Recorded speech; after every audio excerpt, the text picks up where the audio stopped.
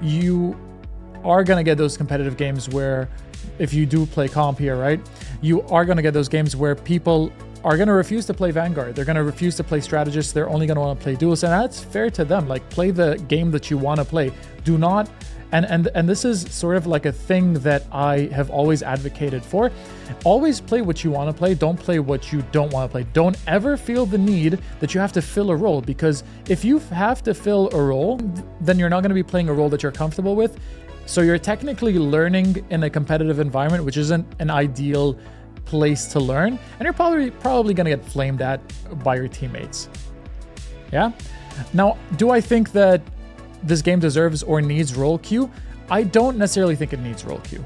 No, because you don't need two Vanguards, 2 Duelists, and 2 Strategists to make it work. You can do it just as easy with 1 Vanguard and 5 Duelists, or you can do it with 5 Duelists and 1 Strategist, or 4 Duelists and 2 Strategists. You can make it work. It's all about how you play as an individual and how the other teams are playing around you, or how you play around the other people on your team.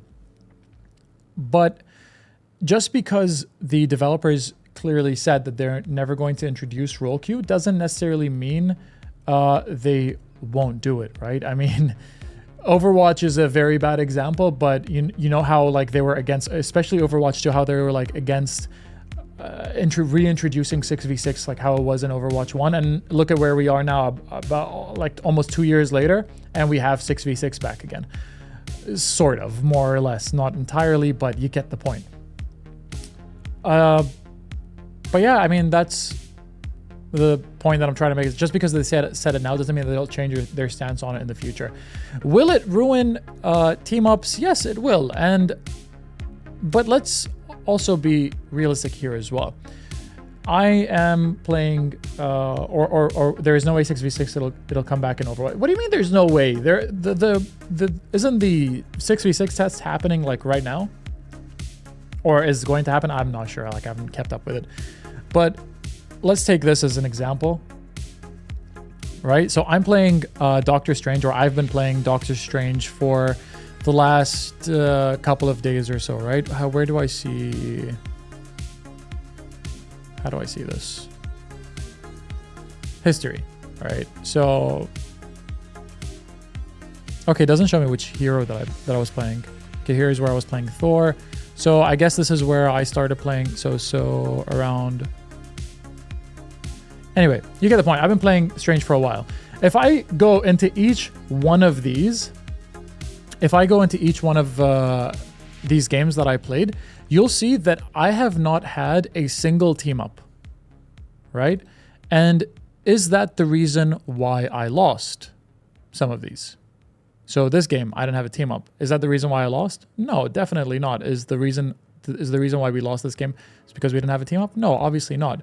But then you also look at these victories. Did I win with a team up? Where was I? I was playing support here, so this was today. Or let's go here. I was MVP here. Did I have a team up here? No, not really. But I was playing with two people who were supporting me as a Vanguard, and me supporting them. And that's Sal and Hami, obviously. Let's look at this defeat. Did I have a team up here? No. Did I have a team up here? No. Team ups, although they are unique to the game, you get the point. I know I'm sort of going on and ranting about team ups, right? And stuff, right? Team ups, although they are an amazing feature in the game, they don't make or break your games. They kind of can. Like, some team ups are very strong. Like this team up, Allied Agents, this is super freaking strong. If you're playing Hawkeye and you have a sort of decent Black Widow on the other team, that's really strong. So so what this does is that it allows your team up is only one hero. Yeah, my team up is only one hero, but let's look at an example of, so this is a bad example here, right? Let's look at, I don't know what other. So see here, symbiote bond. You have Venom, who gives team up to two different characters, and that's a Vanguard and a Duelist. Let's see one that is sort of spread out across Vanguard and Strategist and Duelist. This one is an all Duelist team up. So see, if you do 2-2-2, right, then you're kind of gonna you're gonna miss out on this team up here, where Magic gives Black Panther or what's her name? All right. So if you do introduce role queue, right, and let's say somebody picks Magic, the other two, or you only have the potential for one team up here. Like you can't pull this off where you have two people using the same team up. This you can pull off even with role queue. This you can pull off even with role queue. This can be pulled off with role queue. Like a lot of these things, even if you do introduce role queue, can be pulled off. This one you can't. This one you can, but as long as somebody's playing Luna Snow, you can with this one. But if you do this, then you're sort of not forcing, but you are kind of telling somebody to prefer them to play these two heroes if you're playing Adam Warlock. But with role queue, let's say you have somebody who's playing Hawkeye, you're forcing them to play Black Widow because she doesn't have any other team up with any other character here. Idea is they want to give us the freedom to use 3 different types of team ups, or 2 or less. But that's the thing, right? I'm trying to find the right words to use here. Understood. You want to give people the opportunity to use this team up. You want to give them the opportunity to use this team up. You want to give them you want to give people the chance to use separate team ups with only a solo tank. I've played matches where I was solo healing with a solo tank, and that is perfectly fine. Like, look, I'm not trying to advocate for role queue. I'm just playing devil's advocate as to why it's not really that big of a deal. Team ups aren't game breaking, and they shouldn't be. If team ups are game breaking, then you're also forcing a style of play on specific people. Look at Ragnarok. Ragnarok Rebirth is strong, but let's say the moment Hela drops out of the map, like right now, Hela is strong. And if you look at tier lists, which everybody will, and what most people will be looking at, all right, people are going to be playing Hela. If people are playing Hela, that means people will also want to play Thor or a Loki, right? It's a strong team up. I'm not denying it. Technically, you're forcing a style of play. So if it's not through role queue, then you're forcing a style of play onto the player base through the team up system. Team ups are meant to be there to give you an edge over the opposing team, but they shouldn't be the reason why you win. This is their way of like giving you their own twist onto the game. But these abilities, these team up abilities, shouldn't be the reason why you win or lose, or limited to. Because there's also, like, I'm not sure if every single hero in the roster has a team up. Or do they? They do, but it's dependent on a select few. It gives an interesting twist that keeps the game exciting. I completely understand. But what's the point if fastball special? Right?